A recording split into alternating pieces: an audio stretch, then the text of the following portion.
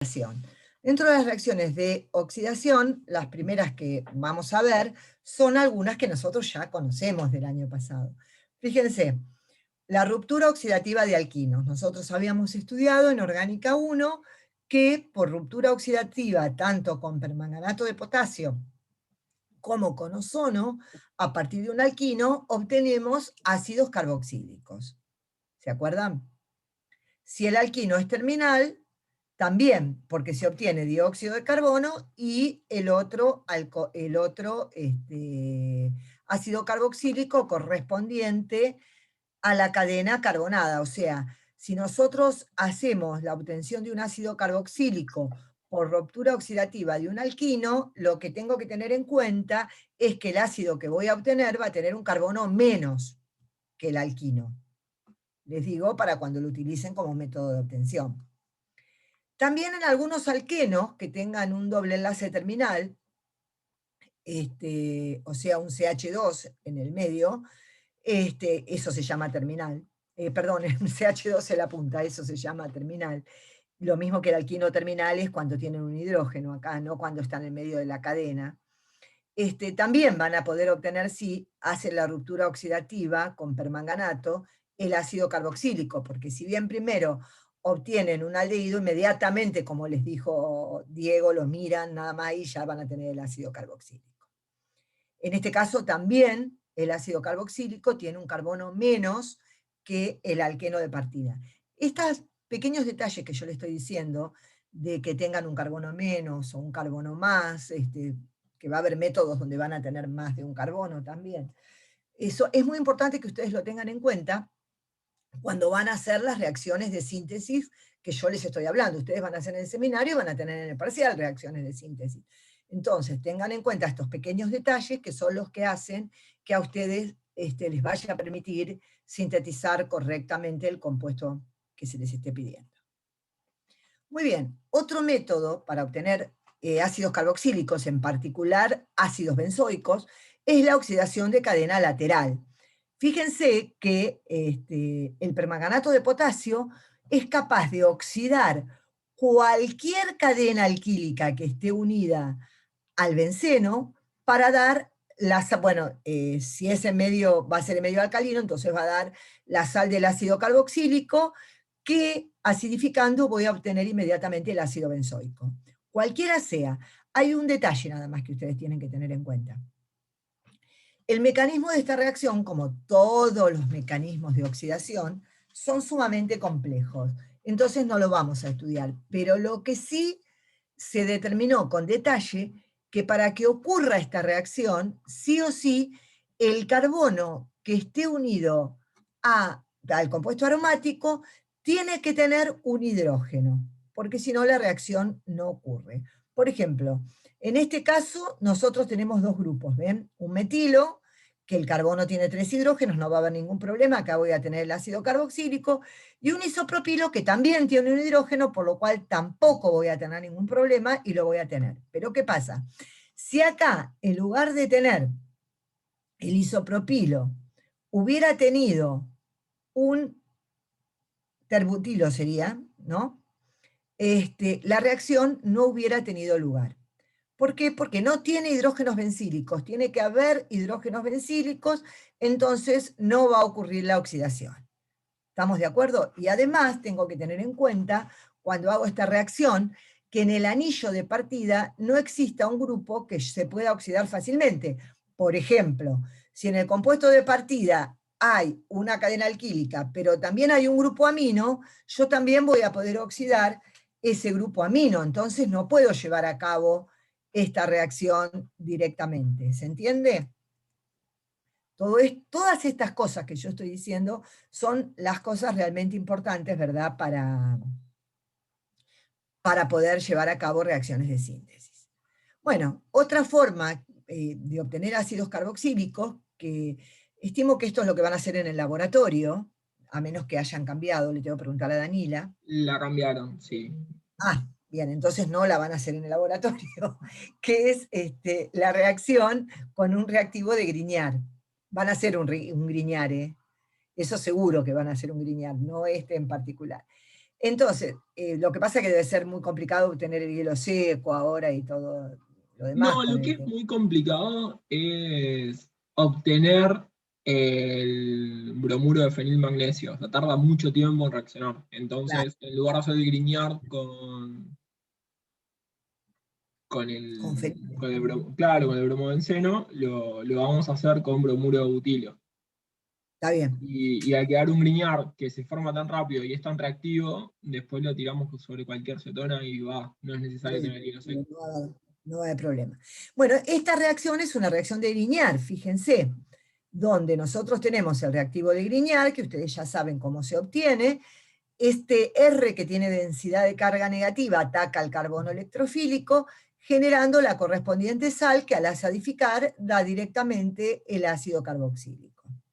También se puede utilizar un organolítico. Lo hacíamos en el laboratorio porque era muy práctico, porque el dióxido de carbono que utilizábamos era dióxido de carbono sólido, que ustedes saben que es el hielo seco. Entonces nosotros a la mañana íbamos a Kyber, comprábamos el hielo seco y ustedes hacían la reacción sin ningún problema. Pero acá Diego me está diciendo la complicación que tenían cuando formaban el bromuro de fenilmagnesio. Así que van a hacer un Grignard, pero otro. Bueno, acá tienen la formación del Grignard, por si no se la acordaban, un Grignard cualquiera, pero acá tienen este compuesto, que es el reactivo de Grignard, ataca el dióxido de carbono y obtengo un ácido carboxílico que no es aromático. Y fíjense qué buen rendimiento, un rendimiento del 86%. Chicos, un Otro, pequeño detalle. vuelvo atrás. No, Comparemos olvidé. la primera reacción que vimos, o sea, las oxidaciones, con hacer un reactivo de Grignard y atacar a hielo seco. ¿Cuál es la principal diferencia que tienen ustedes en la cadena de carbonos?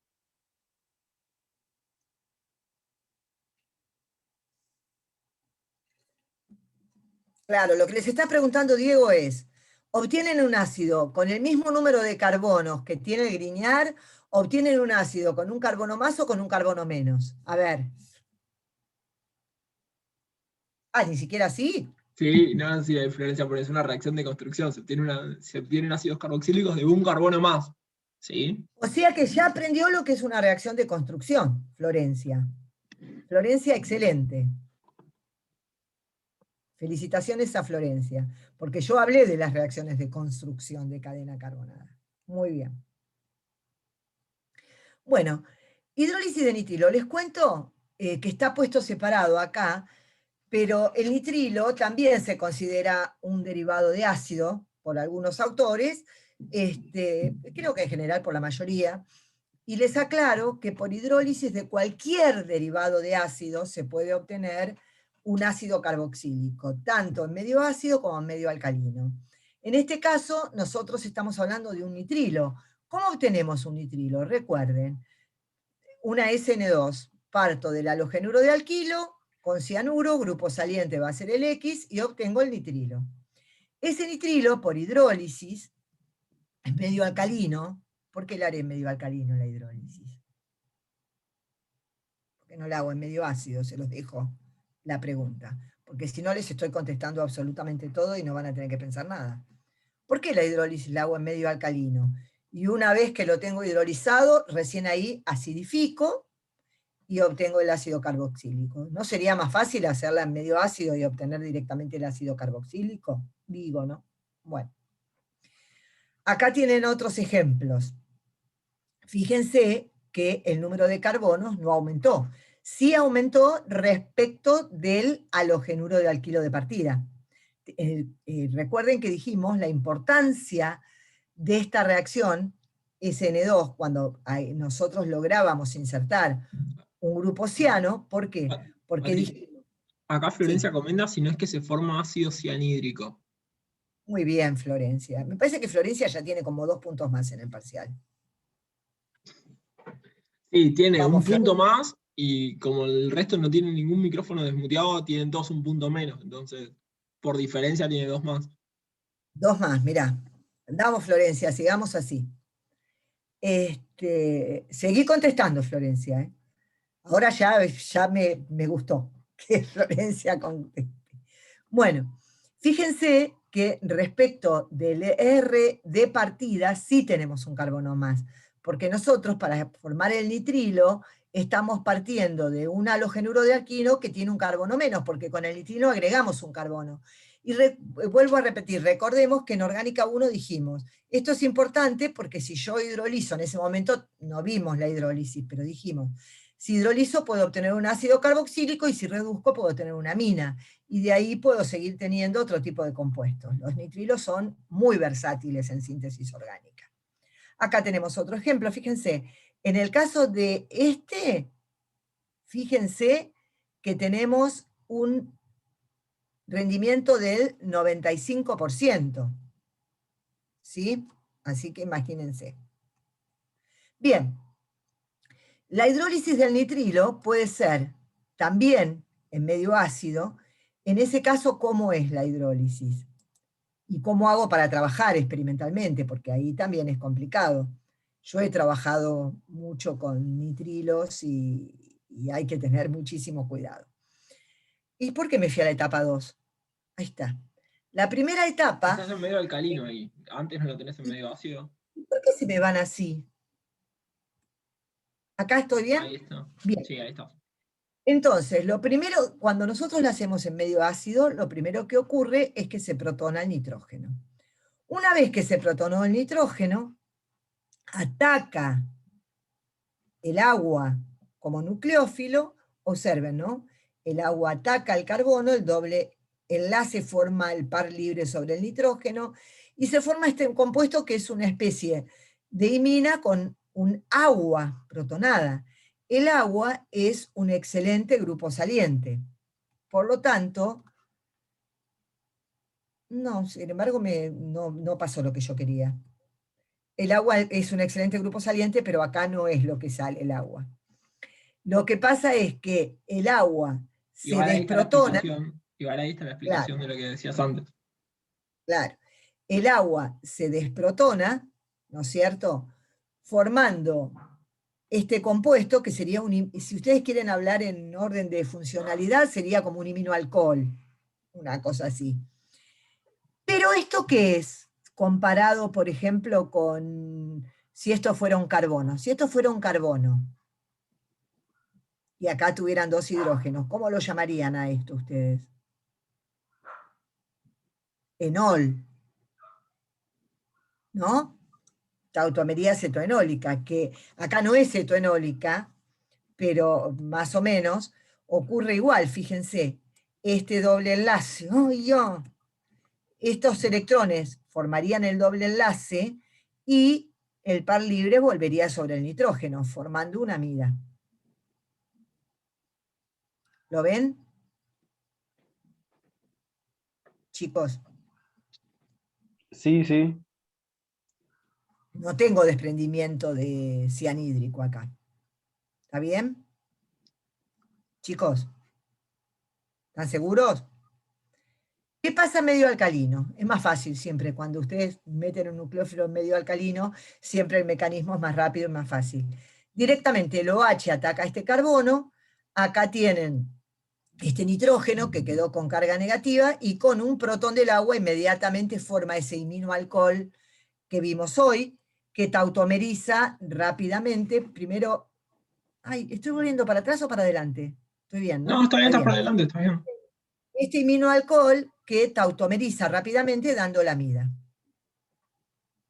¿Sí? Chicos, y ahí está la diferencia en por qué en medio básico va mejor que en medio ácido, ¿sí? Recuerden que que en medio ácido tenían ese segundo paso en el que se agregaba agua, que así como entra puede salir. Es una reacción reversible. Claro. ¿Sí? Ahí cuando Fíjense que yo todos dije los un pasos acá excelente son grupo reversibles. saliente, Las hidrólisis, ¿sí? vuelvo atrás para que vean que justo cuando yo Está yendo dije por te ahí. vino bien dicho el agua, que es un buen grupo saliente. Acá en la etapa 3, en medio ácido, esto podría pasar como queremos que pase, que es lo que está escrito, o podría pasar al revés, ¿no? Que el par libre del nitrógeno baje y se vaya el agua como grupo saliente y nos pase la reacción inversa del paso 2. Claro, ¿sí? Eso es lo que nos volvés a complica hacerla medio ácido. Si nosotros de alguna forma podemos chateliarmente desplazar el equilibrio, ¿sí? Ahí nos da medio lo mismo en qué medio la hagamos. por eso respondí, no se forma ácido cianhídrico, ¿no? Bien, ahora vamos a ver las reacciones generales de los ácidos carboxílicos. Además, recién estuvimos viendo algunas, ahora vamos a ver otras. Fíjense, a partir de un ácido carboxílico, ustedes van a poder formar un éster, una amida, un anhídrido, una acetona, un cloruro de ácido, un aldehído o un alcohol. Todo esto vamos a ver cómo lo hacemos. Pero para ello, vamos a repetir, esto lo vimos, pero vamos a volver a repetirlo, la competencia entre la adición nucleofílica versus la reacción ácido-base. No sé si lo vimos. Nosotros tenemos el intermediario tetraédrico, ¿no es cierto? Que se forma cuando, imaginemos que esta es la segunda etapa. Nosotros un nucleófilo lo adicionamos a ese carbono electrofílico y tenemos como resultado este intermediario tetraédrico. Entonces, este intermediario tetraédrico, ¿no es cierto?, que tenemos acá, va a tener que ver la basicidad de este nucleófilo con la basicidad de este OH.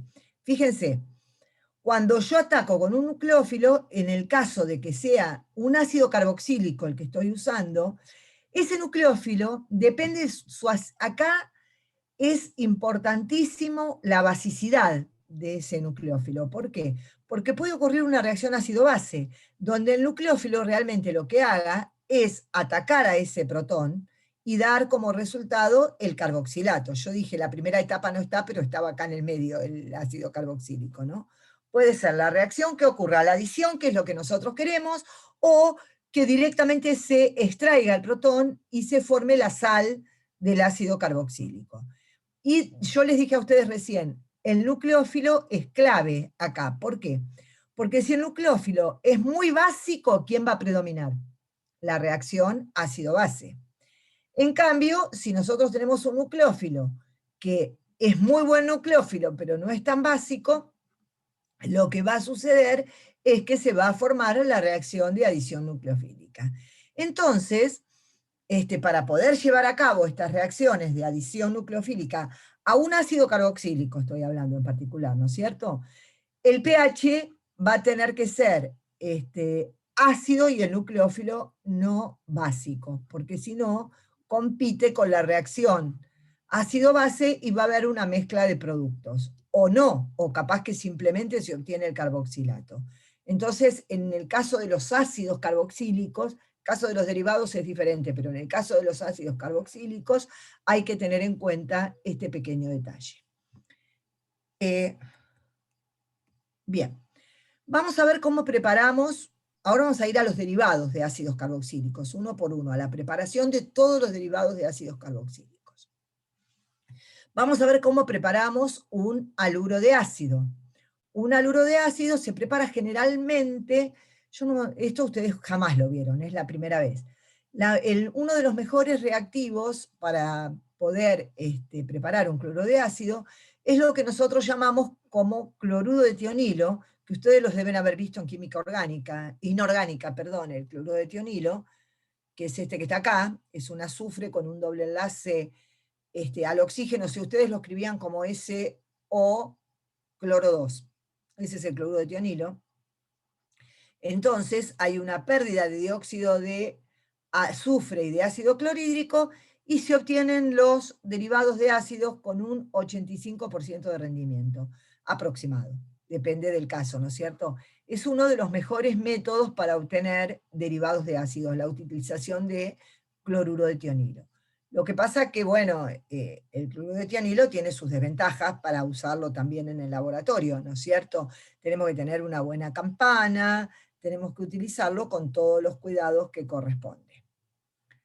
También se puede utilizar, que es lo que generalmente utilizamos más nosotros en el laboratorio cuando hay que preparar un intermedio que sea un bromuro de ácido, por ejemplo, se puede utilizar el tribromuro de fósforo. Y se obtiene, fíjense qué buen rendimiento, se obtiene el bromuro. Acá tenemos los mecanismos de reacción. Patri, El pero ¿por qué mecanismo de... obtenés el bromuro? Es más o menos reactivo que el cloruro. ¿Cómo? No, ¿Por qué depende de obtenés el la bromuro? reacción. No, porque hay reacciones, por ejemplo, yo obtenía bromuros cuando estaba Bien. haciendo la síntesis, viste, mía, Y valía obtenía para bromuros ellos. simplemente porque, Ah, no, porque es más cómodo. y Es ya más sé, pero cómodo. era para ellos la pregunta. Yo sé que vos no sabías. Ah, pensé que me decía. Pensé que te entendí, Patri. Claro, sí, bueno. Bueno, ya está. Pensé que era una pregunta que me estabas haciendo porque No, lo también se hacíamos. puede usar, también si quieren obtener el cloruro de ácido, podrían usar un agente deshidratante como el pentacloruro de fósforo, También. que también lo pueden usar para Creo que obtener el está, cloruro de ácido. creo que está luego. Creo. Bien, acá tienen un modelo de mecanismos de reacción que después ustedes, esta es una propuesta mecanística de cómo ocurre la reacción con cloruro de tionilo, y yo digo propuesta porque ustedes ya lo saben desde Orgánica 1, siempre que nosotros estamos hablando de un mecanismo de reacción, estamos hablando de una propuesta. Nosotros proponemos un mecanismo de reacción en base a determinados datos experimentales.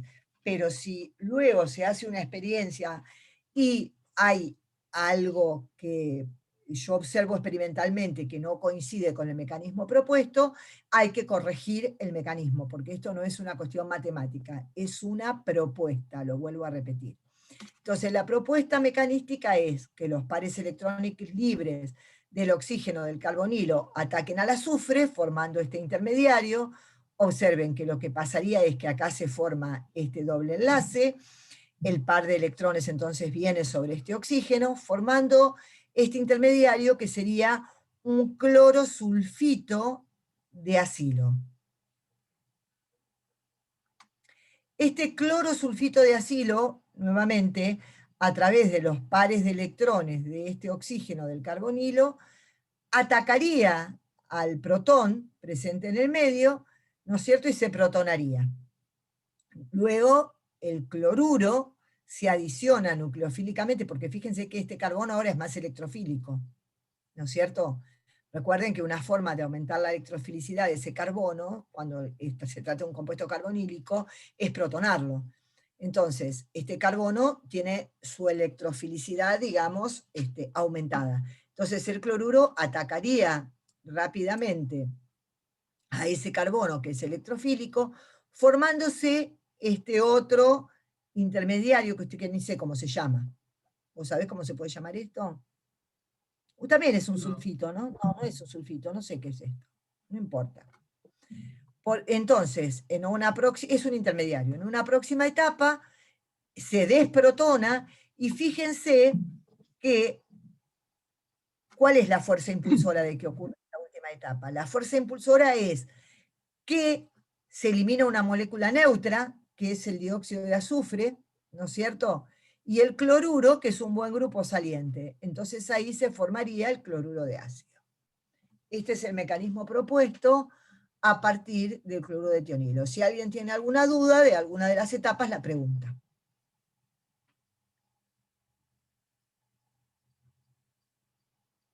Chicos, una especie de consejo para estudiar esta materia. Así como ven este mecanismo, ustedes lo ven paso a paso y lo reentienden. Sí, es como que cada paso es recontra lógico. Prueben con todos los mecanismos así largos que vean en las filminas.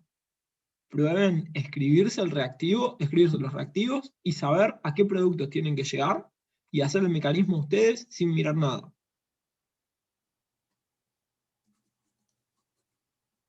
Después de haberlo mirado, obvio. Claro, no, estaban estudiando, leyeron las filminas y después de que las terminaron, no en cuanto terminaron de leerlo, porque si no se lo van a acordar, pero cuando terminaron las filminas digan, bueno, tengo que partir de esto y llegar a esto, ¿cómo hago? Y se van planteando ustedes los movimientos de electrones y todo, porque es una buena forma de no tenerse que acordar las cosas. Ustedes buscan la forma de poder reproducir el camino de razonamiento, ¿sí? Después no se tienen que acordar cada uno de los mecanismos. Lo pueden plantear ustedes. Bien, una vez que sabemos cómo se obtienen los haluros de acilo, vamos a ver qué tipo de reacciones pueden tener esos haluros de acilo. A partir de un cloruro de ácido, por ejemplo, yo voy a poder obtener un anhídrido, un éster, una amida, un aldehído, y a partir del aldehído un alcohol primario. Con un Grignard voy a obtener un alcohol terciario, o por hidrólisis un ácido carboxílico. Cada una de esas reacciones no está explicada acá, pero son reacciones que ustedes pueden hacer fácilmente, porque, por ejemplo, a partir del cloruro de ácido obtener la amida es una reacción como las que vimos hoy de adición-eliminación. Lo mismo para la formación del éster, del anhídrido, la hidrólisis, la vimos. Para obtener un aldehído, ¿qué tengo que hacer para obtener este? Es una reacción de adición ¿de qué? De un... ¿Qué es esto? ¿Qué es un hidrógeno negativo? Un hidruro. Un hidruro. Bien. O por reactivo de Grignard, que también ustedes lo saben hacer, van a obtener un alcohol terciario. Ahora vamos a ver cómo se preparan los anhídridos. ¿Cómo se preparan los anhídridos? A partir de un ácido carboxílico y un cloruro de ácido. ¿Sí? Entonces obtengo, fíjense que lo que ocurre es una pérdida, está marcado el verde el cloro y el hidrógeno en azul. Al calentar esto durante 8 horas, simplemente calentando, se obtiene el anhídrido con un 85% de rendimiento. Y acá les doy un dato para cuando ustedes después hagan reacciones de síntesis. Los únicos anhídridos que son estables son los simétricos.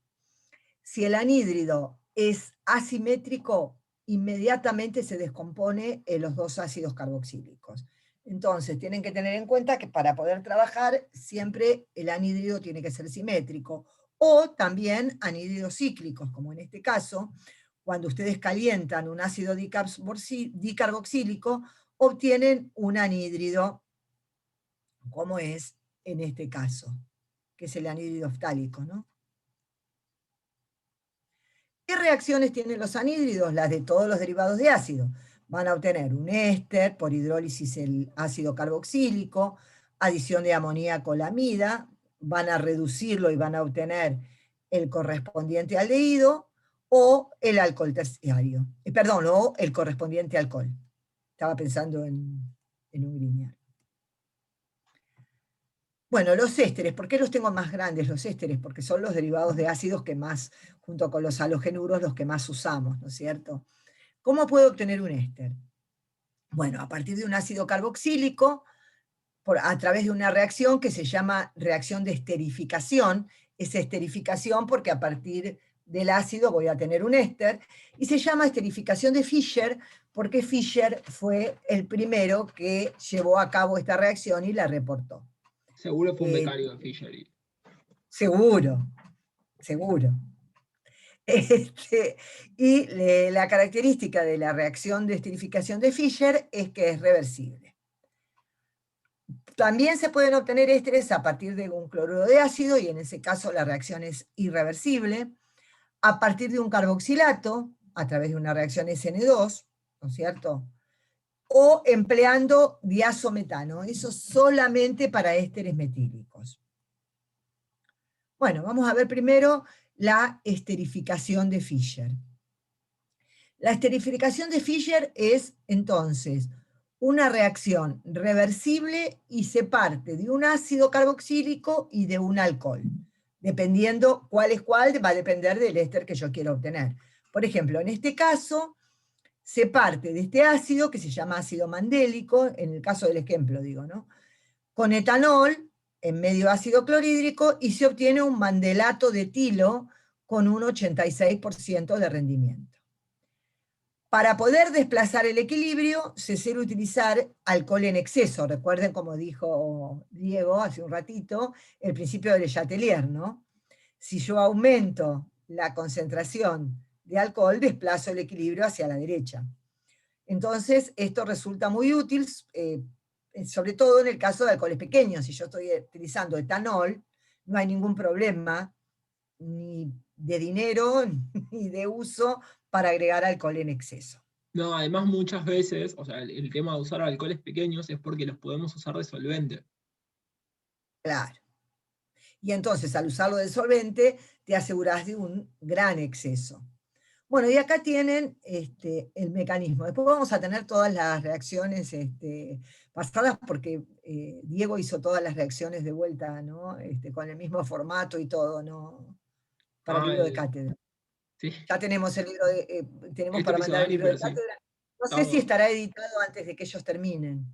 y vamos a estar justos, pero bueno, Está justo, pero bueno. la información está toda por más que no esté el libro de cátedra. Sí, sí, sí, la información está toda, no se preocupe. Chicos, esto Entonces, apréndanselo como si se lo fueran a preguntar de alguna manera. ¿Sí? Capaz no va a ser directo, escriba el mecanismo de la esterificación de Fischer. no, capaz Pero no, de algún seguro lado va que a no, estar. porque, No, no, está claro, bien, pero pero de algún lado van a tener que seguro. plantearlo o van a tener que plantear algo muy parecido. Así que, Bien, entonces, estos pares de electrones, que son nucleófilos, atacan al protón, se protona el ácido carboxílico, se aumenta la electrofilicidad de este carbono, por lo cual es fácilmente atacado por los pares libres del oxígeno del alcohol, generando este intermediario que tiene un alcohol protonado. Entonces, el mismo alcohol presente en el medio saca el protón del alcohol protonado, teniendo como resultado este hidrato de éster. Se llama hidrato de éster porque se acuerdan que nosotros vimos en el primer capítulo, cuando repasamos reacciones de adición nucleofílica, vimos la formación de hidratos, y vimos hidratos de aldehído y hidratos de cetonas. Este sería un hidrato de éster. Fíjense, en el carbono tienen los dos OHs y acá tienen el OR' del éster. Una vez que se forma este hidrato, los pares electrónicos libres de uno de los dos oxidrilos atacan nuevamente al protón, protonándose. Y ahora sí, se nos formó agua, que es un excelente grupo saliente, con lo cual sale el agua. Entonces, inmediatamente uno de los pares de electrones libres forma nuevamente la nueva unión, teniendo el éster protonado. Nuevamente, el alcohol abstrae este protón generando el éster. Y el alcohol protonado. Si ustedes ven, es un mecanismo muy sencillo donde no tienen grandes misterios. Lo que sí tienen que tener en cuenta que cada una de las etapas de este mecanismo propuesto es reversible. Quiere decir que a partir del éster puedo volver a tener el ácido carboxílico. O sea, fíjense, a partir de un ácido carboxílico puedo obtener un éster, y a partir de un éster puedo obtener un ácido carboxílico. ¿Está claro? Bien. Ahora vamos a ver, acá estoy, ¿no? ¿Estoy bien? ¿Sí? Bien. También puedo formar un éster a partir de un halogenuro de acilo y un alcohol. En este caso, la diferencia es que la reacción no es reversible, se elimina ácido clorhídrico, y fíjense que si yo voy sacando el clorhídrico del medio, por el principio de Chatelier, también desplazo el equilibrio hacia la derecha.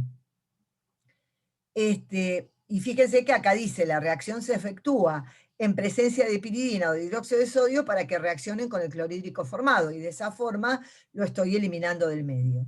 Entonces, a partir del par de electrones libres, ataco al carbono electrofílico, se forma este intermediario, que voy rápido porque esto ya lo saben, ¿no es cierto? Se abstrae este propótono y tengo como resultado el éster.